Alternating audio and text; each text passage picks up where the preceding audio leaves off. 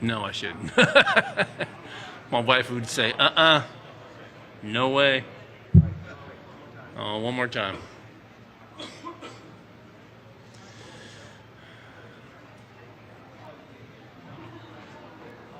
Audio check for members of the radio media. 1, 2, 3, 4, 5, 6, 7, 8, 9, 10. It's nice to be indoors when it's raining out. We are truly blessed. You good? All right.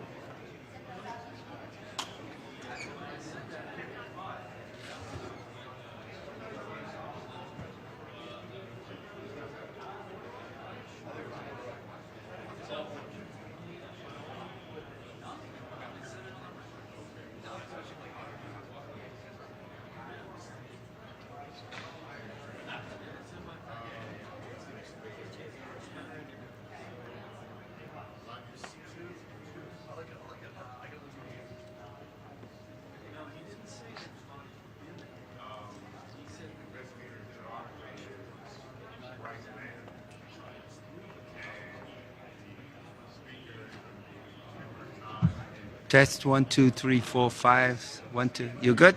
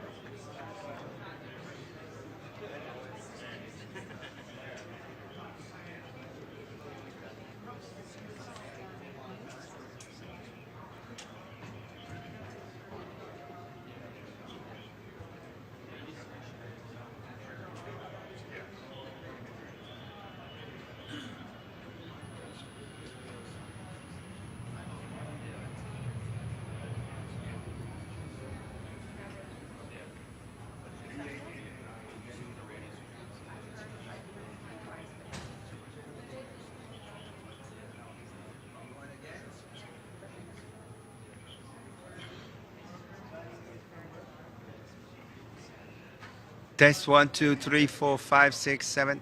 Good?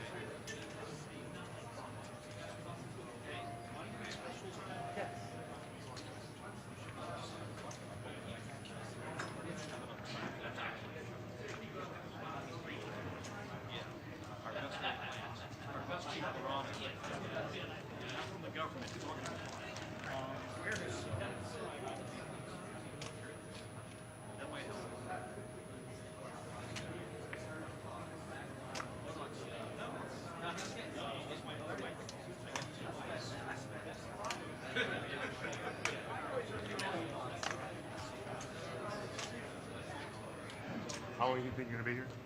So I need this area clear.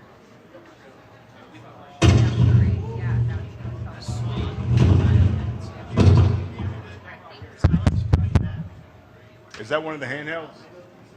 The wireless? Is that a wireless mic doing that? How about this? She's not special, not tilted up.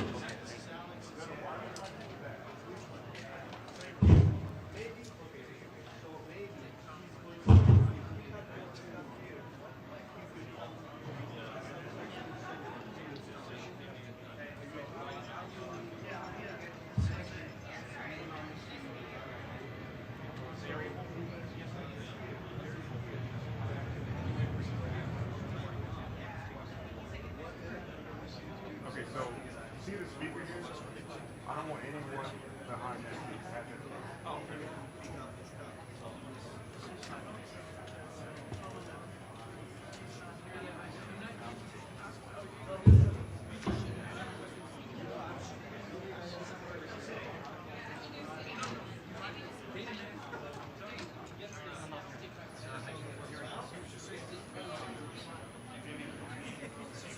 That's what you're saying. Okay, okay.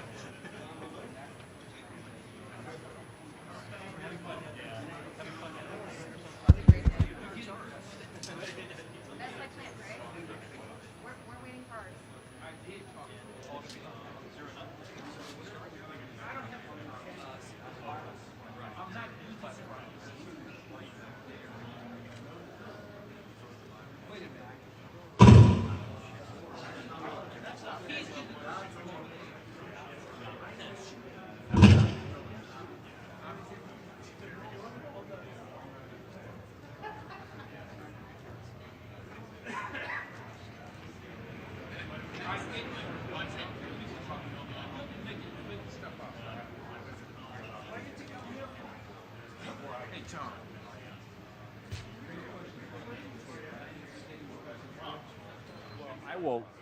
I don't know, I'll probably stay seated because I can't stand up and block people. Do you need a question? I got a mic on. He's got a mic on. You're getting the audio. Well, how do you? Okay. What do you? All right. So you don't want to do anything off the top of the sixth, then? But it might not match.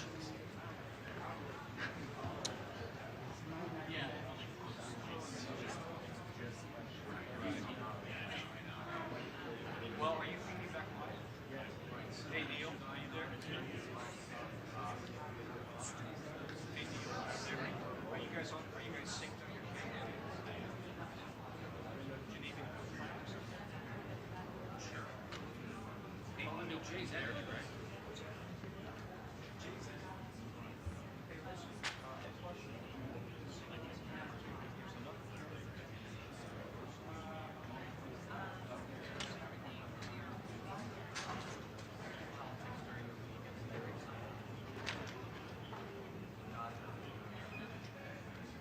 Oh, no, this is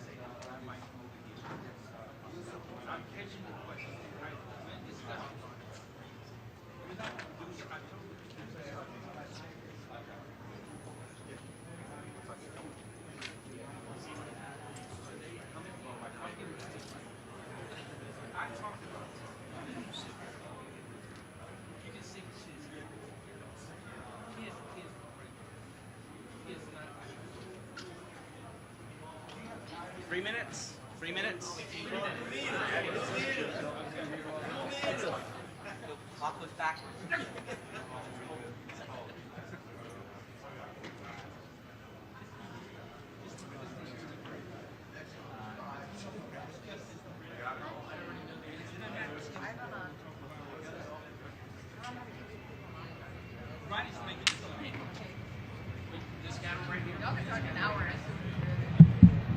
Thanks for coming. We'll be briefed this afternoon by board member Todd Inman, I-N-M-A-N, along with investigator in charge Bryce Banning, B-R-I-C-E-B-A-N-N-I-N-G. Thank you.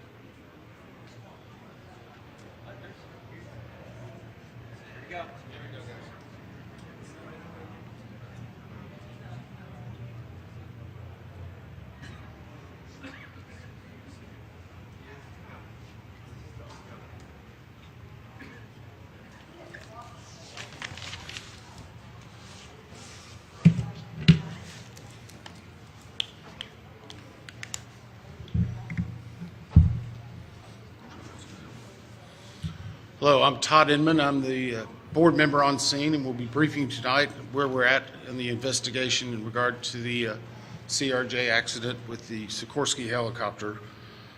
Let me just start with, as usual, our hearts go out to all the families of the victims. In fact, I just spent the last several hours with them before we came here, and I apologize that we had to move this back.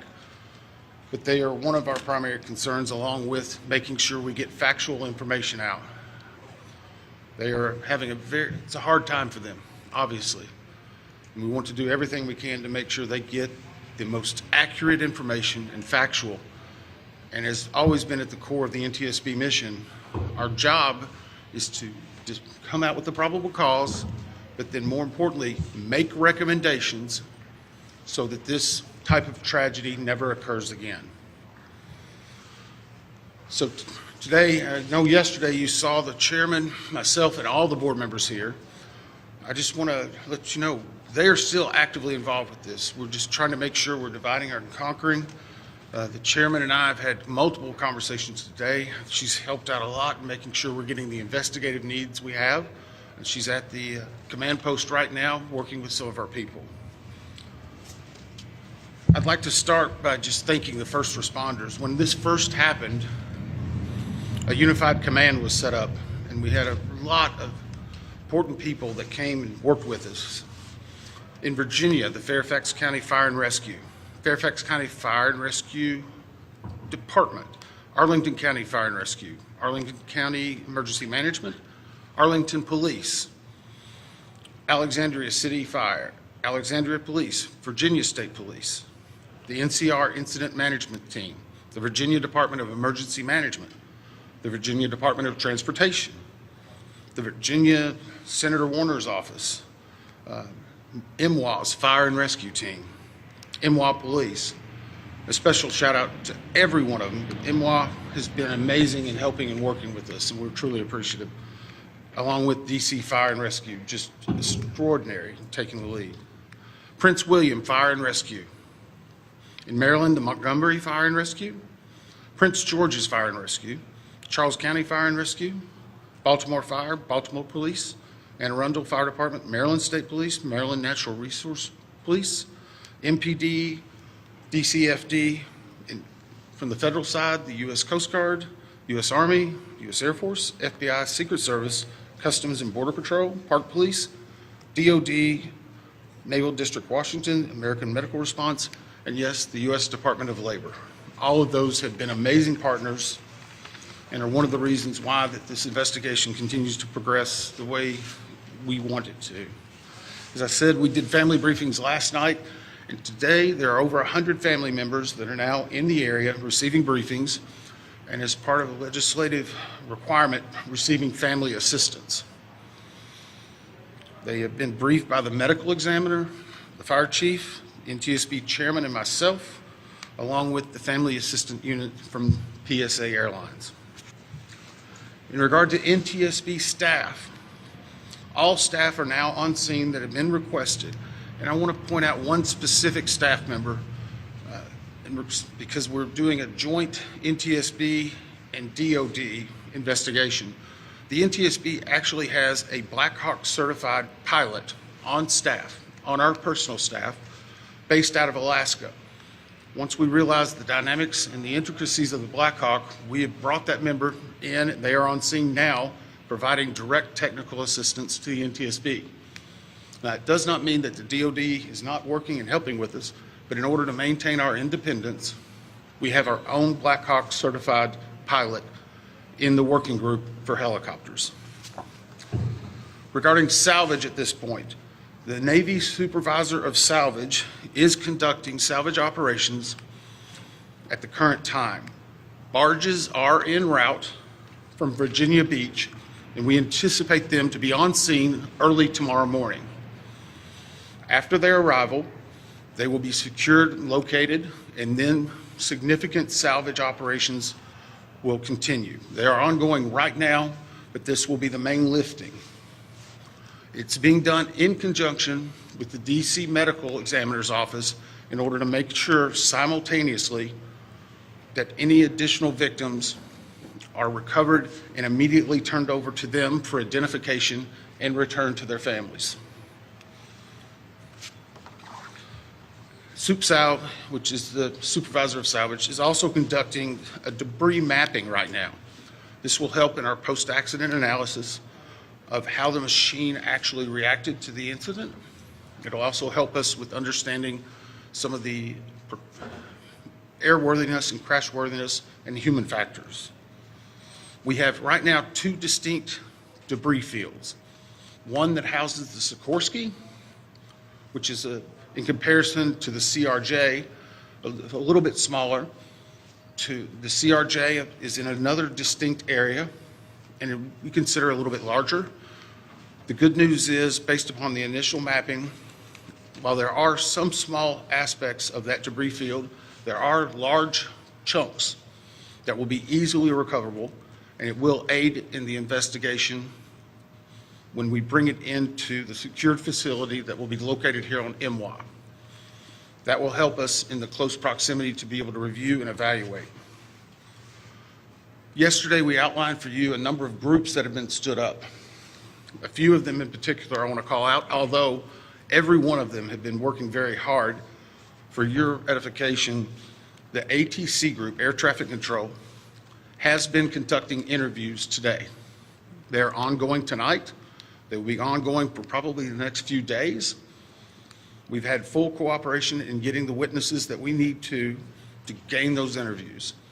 We will then take that information and match it with other data that we're receiving, and if necessary, conduct follow-up interviews at a later time. Our operations group now has on site an exemplar airplane similar to the CRJ 700. It's on a hard stand here at MWA. They will use that to evaluate cockpit configuration, seating, things like that. So whenever the salvage comes up, we're able to use an exemplary aircraft to match it against examples such as where maybe switches are, navigational aids, electronics.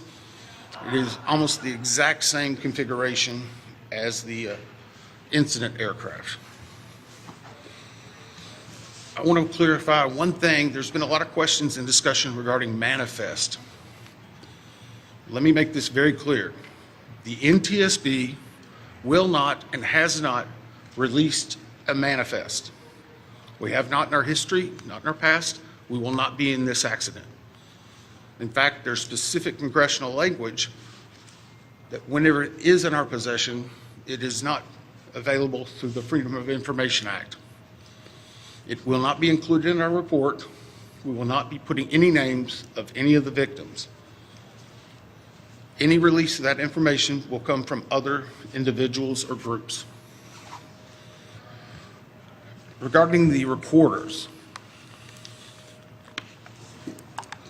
as many of you saw last night, we recovered from the CRJ 2 separate recorders.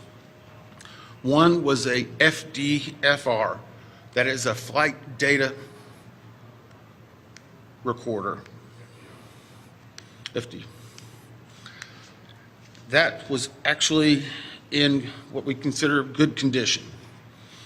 As part of that process, it was soaked in alcohol overnight. It was then opened today, and we have a high level of confidence that we will be able to get a full download in the very near future. Now, once we do have that download, we will not be releasing immediately the information regarding it. We will have to go through, correct the data sets, make sure they're synchronized. This has approximately up to possibly 2,000 data points. Is that right, Bryce? So all of that has to be synchronized and looked at. It's a very laborious practice. It takes a lot of time. Regarding the CRJ's cockpit voice recorder, once it was recovered and opened, we found that it had water intrusion. That is not uncommon. It is not an unusual event for us to receive a recorder with water intrusion. We deal with that all the time. Our recorders division is one of the best in the country, in the world actually, and we have recorders sent everywhere, so there's a step. The CVR was soaked overnight in ionized water, at which point the team put the CVR into a vacuum oven in order to extract moisture. They are still checking electrical connections to determine if they're ready to try a download. It is one step of many steps that we will take in order to get that data, but we have a very high level of confidence that we will have it. We just have to work through a number of steps. Lastly, on recorders, the Sikorsky, where the CRJ has 2 separate recorders, the Sikorsky has a combined cockpit voice recorder and digital flight data receipt recorder. It's in one box. I can report to you now, we have recovered the Sikorsky black box.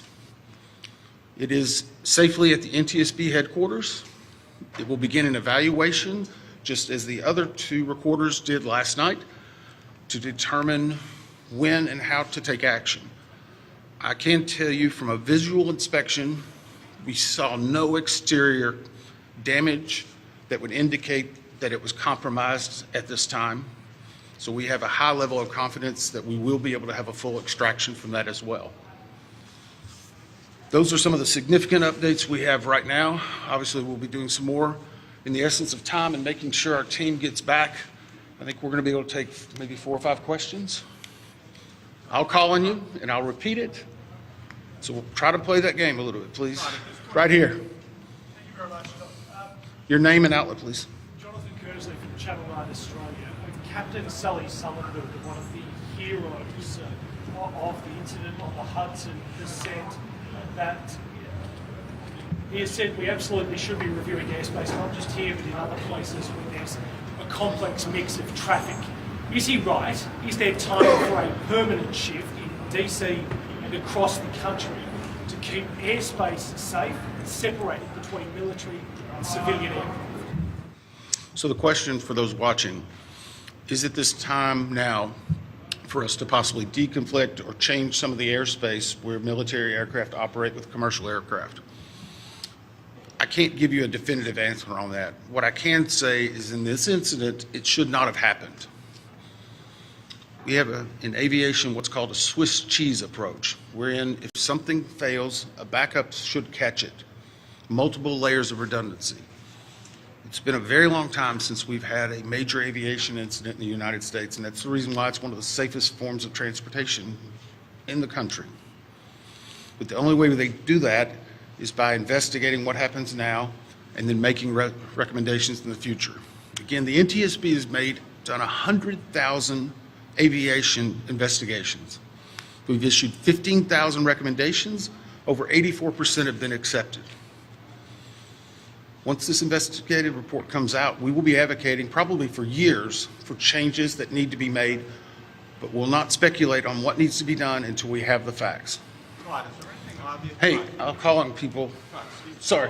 Member Dave Jefferson from Reuters. Can you talk about how long you think it will take to recover the debris, how long you plan to be at site, and have you got any early data yet off the ATC tapes? I think that was 3 or 4 together. How long the debris will take, how long we'll be on site, and have we gotten any information off of the air traffic control tapes. The debris, we are hopeful once the mapping is done that it will be done in what I will call quick order. I can make no guarantees of that because first and foremost, we need to make every effort and to make sure we're recovering every one of the people that perished in this accident. We'll have some cranes that'll be coming up, and once that happens, you'll see a lot more activity, and we'll be moving that in, but I don't want to give you a definitive time. I would say it will start in earnest probably on Sunday, and it will go through next week, and some of that's contingent upon weather and other things. Regarding the ATC tapes, we've received a lot of different information on ATC, and so I'm just going to preempt it.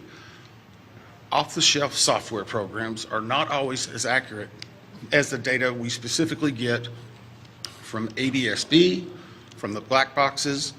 All of that are factors that come into our investigation. So we will not speculate about ATC tapes that you may have heard and seen online or snippets.